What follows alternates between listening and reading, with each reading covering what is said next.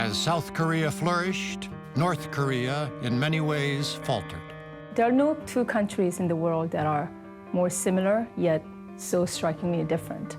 Similar in the sense that the Korean people are the most homogeneous people in the world. So they share thousands of years of same history, same language.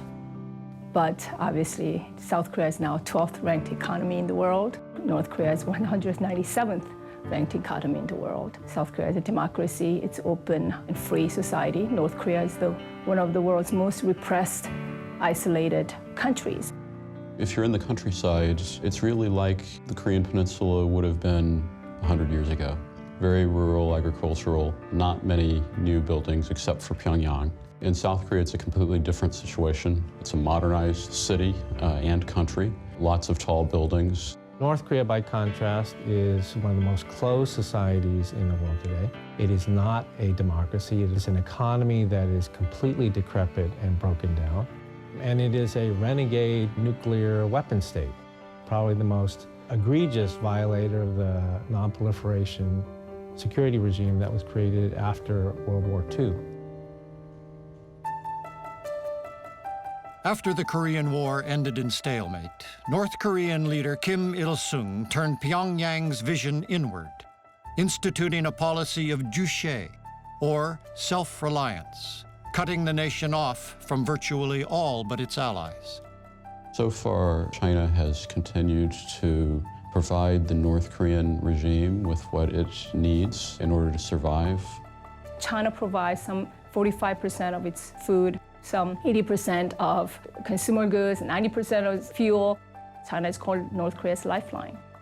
Purging his political rivals and proclaiming himself North Korea's great leader, Kim Il-sung founded a totalitarian communist regime and a dynasty. Kim Il-sung was the first leader of North Korea, handpicked by Stalin during the Soviet occupation of North Korea. He ran the country largely as a dictatorship that later turned into a cult of personality leadership. He began to think about who would be his own successor. Eventually, Kim Il-sung decided to keep the rule within the family. Kim Il-sung ran the country until 1994, when he died of a sudden heart attack, and his son, Kim Jong-il, took over at that point, and basically ran the country the same way. A lot of people thought when Kim Il-sung died in 1994 that this was not going to be successful, that Kim Jong-il would be eliminated in a coup, the generals would take over, or rivals within the party, and that didn't happen. He ran the country until he, like his father, died of a sudden heart attack in 2011, 2012. And Kim Jong-un took over the leadership of the country at the age of 27 or 28. We don't know his exact age. We have this really unique situation, certainly unique in the communist or post-communist world, of not only 2, but 3 generations of leadership succession in the Kim family.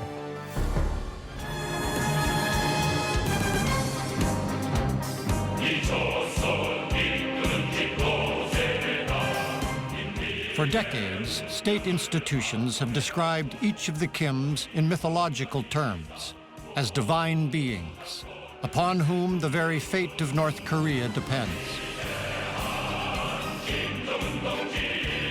Living under a dictatorship with scarce access to the outside world, the North Korean people have little choice but to obey.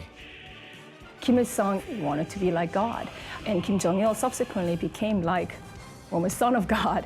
There are so-called workshops every week about work of Kim Il-sung and stories about historic feats of Kim Il-sung and so on. It's almost like religious cult.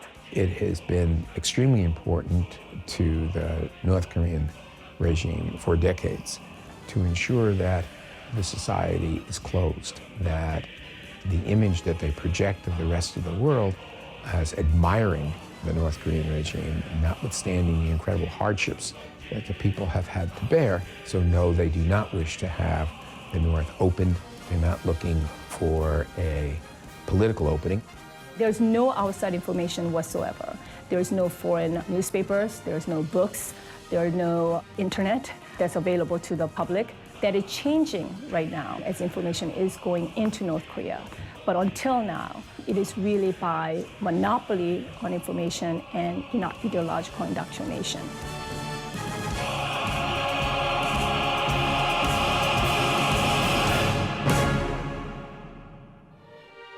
concept of self-reliance fueled one of Pyongyang's grandest ambitions, to become a nuclear power.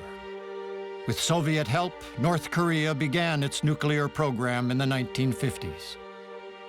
North Korea's utmost priority is regime survival. And in what they consider as a hostile environment with the United States and other powers that they perceive are threatening to them, what they must have is nuclear weapons program.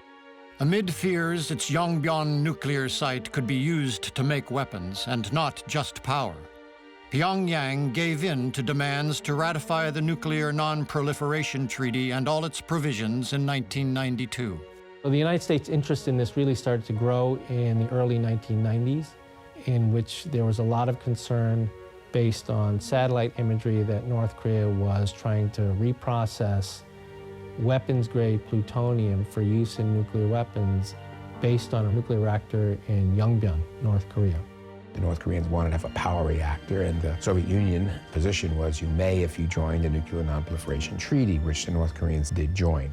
Because of international pressure, they required that North Korea sign on to the NPT as a condition for continuing to receive Soviet help. The Soviet Union collapsed in 1991, denying Pyongyang key political and financial support. It wasn't long before reports of famine emerged, with estimated deaths as high as 1 million. Certainly one country that did not view the Soviet Union's demise in a positive way was North Korea. The Soviet Union was a protector of North Korea, an ally, and with China really the only friends the North Koreans really had on the planet. Finally, by 1995, the country tipped into famine. For about 3 years, there was a devastating famine in the north, which killed probably well over 1 million people. Out of a population of 23 million or so, perhaps 1 or 2 million people died of hunger-related causes. So it was, in fact, one of the most severe famines of the 20th century. Among the world's powers, it was China that had the most to fear from an implosion of the North Korean state. In case of an instability or collapse scenario, China will be worried about a number of things. Refugee crisis. China does not want refugees coming into China. China is also concerned about loose nuclear weapons. That's something that China and the United States have in common. China really looks at the peninsula through a geostrategic lens, and always with the question of the relationship with the United States in mind. And so when they look at the idea of a unified Korea allied with the United States, that seems like a geostrategic loss from Beijing's perspective. The Chinese don't really want to have a U.S. military presence on their very border. Separating North Korea and China is not something they want to contemplate. I think they like to have a buffer state. North Korea began carrying out nuclear tests, firing unarmed cruise missiles, demonstrating their delivery system capabilities. Given the opportunity of further tests, the North will, in fact, let's say again by the end of the decade, have a delivery capability that would be both regionally important, threatening, and plausible for delivery over an intercontinental range to at least the western part of the United States. I think the North Koreans still believe that we would like to overthrow that regime, would like to change the regime, and developments over the past decade or so have given them even more reason to believe that a hostile United States could bring about their downfall. Sadly, one of the lessons that everyone has learned, if you look at Gaddafi, who gave up his nuclear program, Gaddafi got overthrown. Saddam Hussein had a nuclear program and it was taken away from him. He got overthrown. It's harder to overthrow countries that have nuclear weapons. That's a really sad truth. The nuclear saber-rattling prompted unparalleled unity when the U.S., China, South Korea, Japan, and Russia persuaded North Korea to join the six-party talks in 2003. The goal was to convince Pyongyang to give up its nuclear weapons program in exchange for financial and humanitarian assistance.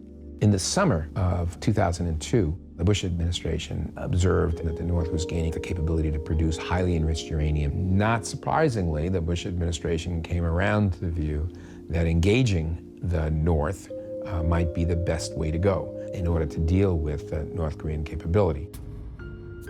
Military options were not very appealing at that particular point, not that they ever are. During that period, there was a deal that the way of approaching this issue was action for action, and that as North Korea denuclearized, the U.S. would also move toward normalization. There would be an economic development package for North Korea, and there would be the beginning of peace negotiations. After years of negotiations, there was little change, and the talks were suspended in 2009. We've had some progress through the six-party talks, but then it broke apart mainly because North Koreans decided that they did not want to remain committed to this common effort. They conducted a second nuclear test in 2009, and in preparation for that, they essentially said the new approach that they wanted to pursue was normalization first, denuclearization maybe later. We got some good agreements, but the North Koreans didn't fully fulfill that. And so now we've had really a hiatus in meaningful negotiations over the last 7 years under the Obama administration. And during that hiatus, and even going back to the Bush administration, after the original agreed framework broke down, North Korea has actually conducted 3 nuclear tests and has made tremendous progress on their missile programs to the point they're becoming a real threat. China continues to provide substantial assistance to North Korea. And this is why we believe that the Chinese should be using this leverage to persuade North Koreans back to serious, credible negotiations on the nuclear issue and start to live up to international obligations and expectations.